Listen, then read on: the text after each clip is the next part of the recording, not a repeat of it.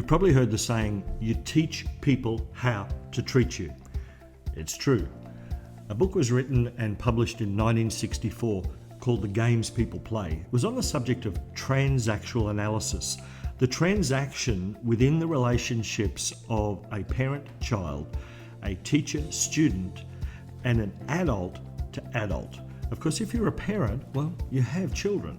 If you're a teacher, you have students.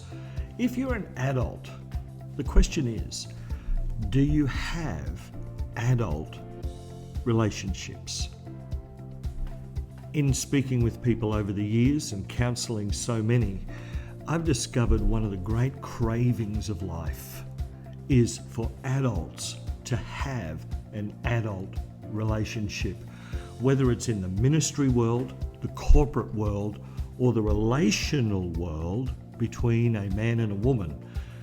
The truth is, we are all craving and wanting adult relationships. If you're in the corporate or the ministry world and you are treating those around about you as students or children, particularly children, you'll be wondering why you're always cleaning up a mess.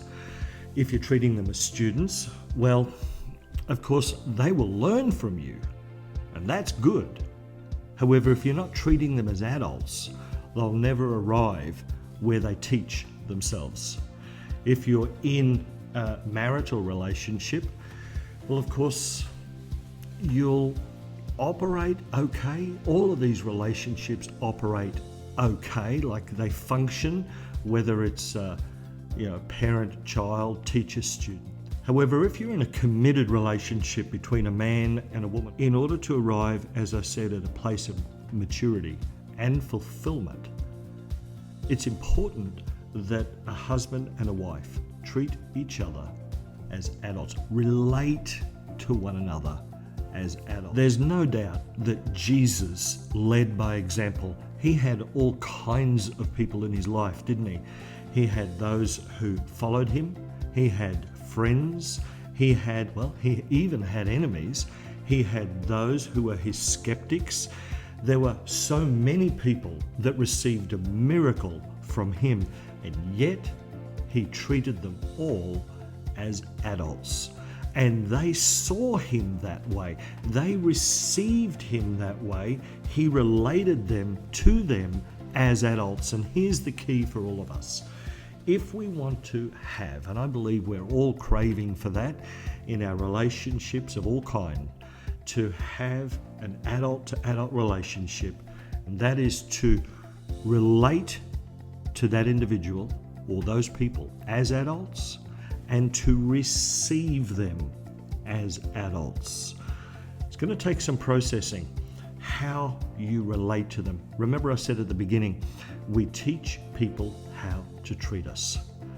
If you want respect, if you want that fulfilling relationship, then you need to teach people how to treat you, to operate toward others as an adult.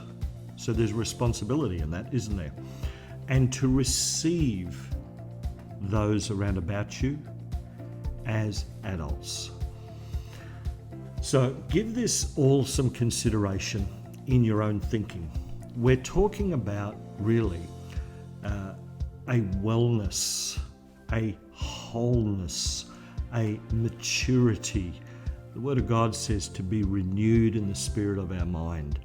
And so all of these relationships stem from our thinking. If we are going to think well, it's true to say that good thinking translates into good relationships. So now in the development of the relationships that you have, to not only consider how you are treated, but how we treat others. Some people have said to me, people just keep treating me like a child. I remember saying to one adult some time ago, well, you keep acting like one. And so you have a whole lot of adults around you and they can't help but relate to you as a child because that's how you behave. You see, we have to take ownership of the development of our own mind, of our own thinking, of our own behavior in order to arrive at that place of maturity that I've been talking about in our relationships, that we have a transaction between two people, two adults, that grows, that develops to a place of great fulfillment. And so you'll find as you develop, the relationships around about you will develop. So here we go.